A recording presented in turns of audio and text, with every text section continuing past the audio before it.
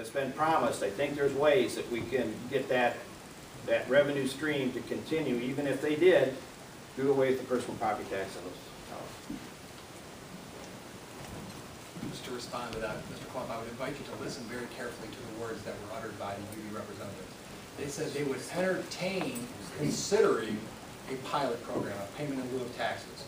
Entertain, consider. That means they'll think about it and tell you no. Because businesses do not voluntarily surrender $1 million a year of potential profits in lieu of taxes. They do so on compulsion of law. Yeah. Amen. Amen. And that's one thing that we can do when we're negotiating with these companies. Well, Larry Gould just said that it was illegal at the last meeting. Yes, he did. I said that's one thing we could do to help mitigate that circumstance. This is to Jim and to Norris. Since you have a Met Tower on the property across the street from me, are you paying a personal property tax on that? That's not mine. That's not yours across the street from me? Are you paying, have you paid it? Is it on the books? Yes, it is. He's not paying it. Great Lakes Swing is paying it. That's what I'm asking. Yes, It is on the books. Yes, If I it go is. online, I can see that?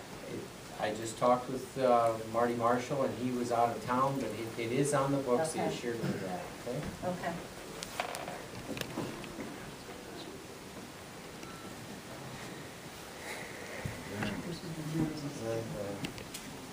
Yes, I did make a statement.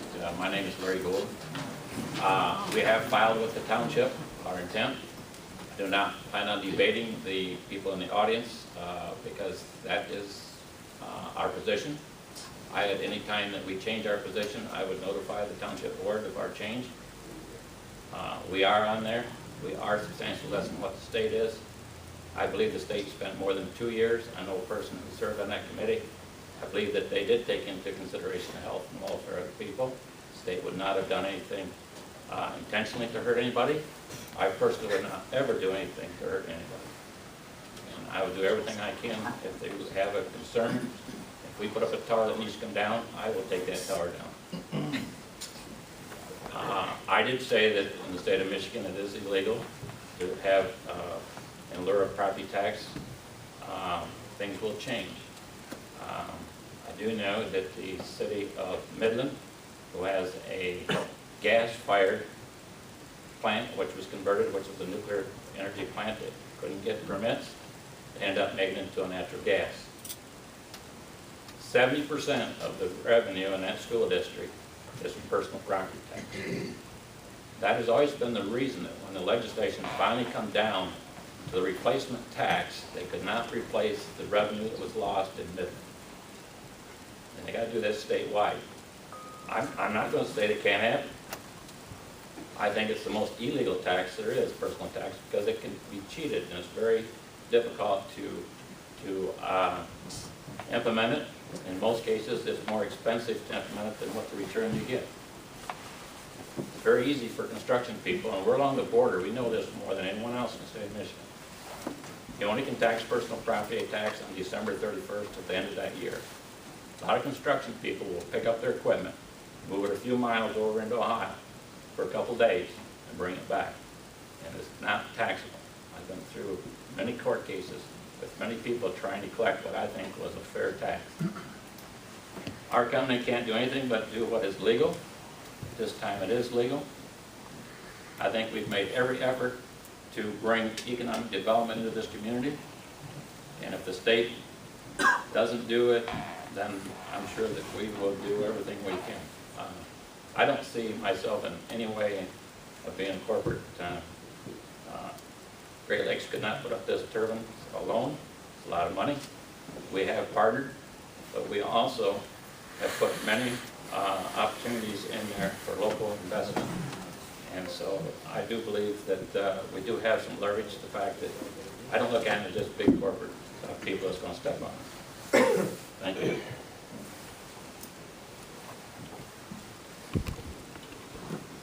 Diana Mead, Ogden. I'm married to Russ. We have listed our house for sale for health reasons. We have debated whether to even get involved in this. We have lived here 25 years, and we have loved this community. We decided that even though we were selling our house, it's not going to affect us either We want to do what's right for the citizens of Ogden. And I have asked both a gentleman from Dewey and I asked Mr. Dumering that I have a disability, that I asked them if I get a letter from my doctor, which would be no problem, and to do a mile setback. One of them, well, they both asked me exactly what was wrong with me, and it's nobody's business. If I have a letter from my doctor saying a mile setback, I should have that right. This is going to affect my health. Mr. Dumering said that I needed to tell him what it was, and then he would discuss it, and then they would decide.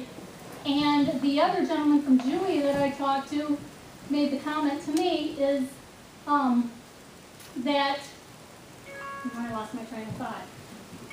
Oh, that it depended on what it was, and what about the rights of the farmers that want to put these on there. That was the comment that he made. So, obviously, if you have something wrong with you, don't expect them to cooperate with you like they say that they're going to be a good neighbor.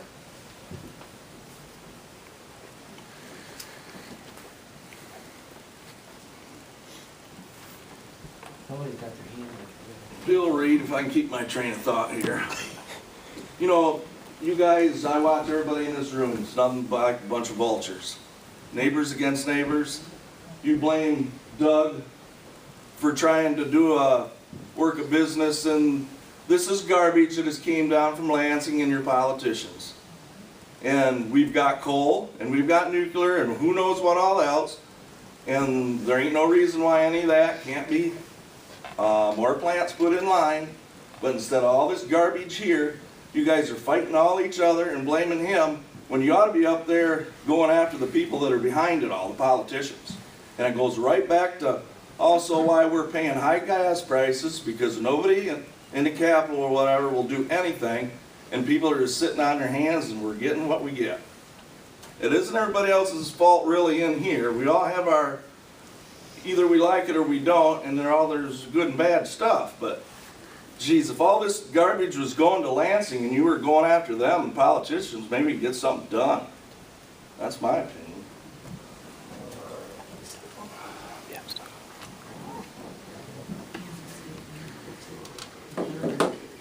One question here, yeah, go ahead. Last but not least, maybe, I see somebody who's keep glancing at the clock there. I'll keep it short. Pat Philpeck, Township resident here in Ogden. I guess the bottom line is here, I really appreciate hearing both sides of the story here and everything like that, is that after the 6 months moratorium and you turn in your study and so forth like that to them, is that when you're going to draft the final ordinance and make a vote on it at that time, or how does the process work? Hopefully prior to that. Okay, well, how? We have 6 months to work, we actually have more than that, but they go, the moratorium prohibits their construction for that 6 month period. Okay. So hopefully we can get that in place before that time is up. So in other words, you're saying that you would like to try to take a vote on the actual ordinance before the moratorium ends, if possible? That would be ideal. Okay, is that something that's gonna, I know you have to publish everything in public, you know, when you're having your meetings and so forth like that, what's gonna be on the agenda for your meeting and everything like that. When, I know maybe this, you can't answer this question, but when are you looking at possibly having the final drafting of the ordinance and maybe doing a vote on it so that maybe more of us can be prepared to attend the meeting and, you know, and, I mean, could you? At this time, we don't have any idea. So what you're saying is that we should just more or less attend every monthly meeting Yes. and just take it from that point on until during the next 6 months possibly, and it's gonna happen during that 6 months hopefully. Okay, that was my question. Thank you. One last One question. more. I think we can all agree that making money in capitalism was what made this country great. Everybody likes to make money. And landowners certainly have the right to do what they want with their property, but you can't infringe on my rights either. You gotta look at the health, safety, and welfare of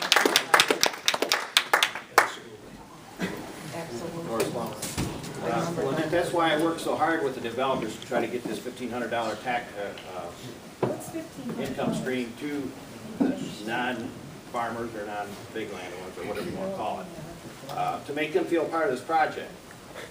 And I had said that from the very beginning, that I felt that if the company's gonna come in and do business like this, that we all need to have a chance to feel a part of that project, and we've tried very hard to do that. And I think it boils down to, do we want to be a part of renewable energy in this country, or do we want to continue to use the old standards that we've always lived by? And there's a cost to air pollution. Nobody's ever mentioned that, but we lose thousands of people every year from air pollution. That's why we have renewable energies on the table right now, to try to eliminate that. So, I love my neighbors, and I wouldn't do anything to hurt you intentionally. But I just think that someplace, at some time, somebody has to step up to the plate and say, yeah, I'll help out. This one, on that game here.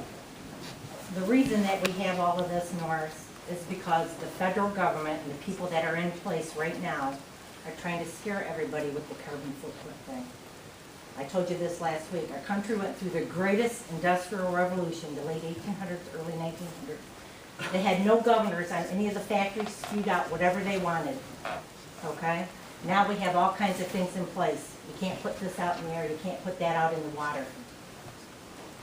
Lake Erie, the Great Lakes, are cleaner than they were when I was a kid in the 60s. But because people are panicking and buying into this green carbon thing, now they're trying to force this wind stuff, full of subsidies down us. Those people on Capitol Hill, they're gonna burn more fossil fuel than you and I in our lifetime. I don't hear any of them saying they're taking a buggy up to Capitol Hill. It's all about what they can do to the little guys, us little guys. This isn't the answer. It really isn't the answer. Yeah, all the information I've been able to find, I've been studying this thing now for about a month. Renewables are going to be a part of the energy future. There's no question about that. It's already been proven. All the companies are on board with this thing to meet the clean air standard by 2020. There's no stopping it. And they have to have wind as part of that. They have to have solar as part of that, even though wind and solar are both too expensive at this point. Thus the subsidies in both of those, as well as hydro. The coal industry has been subsidized for years. More than 80 years. They received billions of dollars in coal subsidies. Nobody ever said anything about that. We had to have some way to make energy.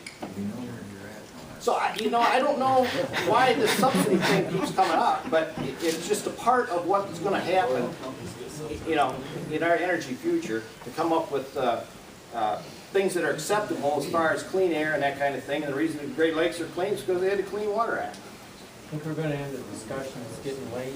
How many thousands of people die We have a a year committee from the meeting. chemicals that you put into your soil?